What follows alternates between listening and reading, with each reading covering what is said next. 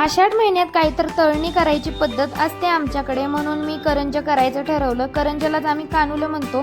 गुळ आणि शेंगदाण्याचे बनवले, त्यामध्ये तीळ वेलदोडे सुद्धा घातले आणि गव्हाच्या पिठामध्येच मी थोडासा रवा मिक्स करून मोहन जे असतं ते घातलं. मोहन म्हणजे उकळतं तेल थोडंसं घातलं म्हणजे खुसखुशीत होतात म्हणून.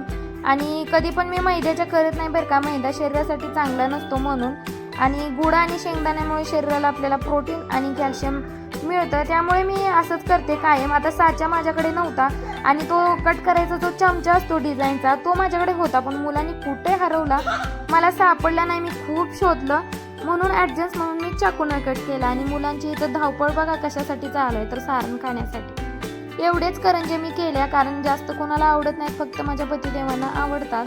आणि मी जास्त तेलकट खात नाही, वजन वाढतं म्हणून. तर तुम्ही काय केलं या महिन्यात मला कॉमेंटमध्ये सांगायला विसरू नका. आणि माझ्या करंज्या कशा झाल्यात नक्की कॉमेंटमध्ये सांगा.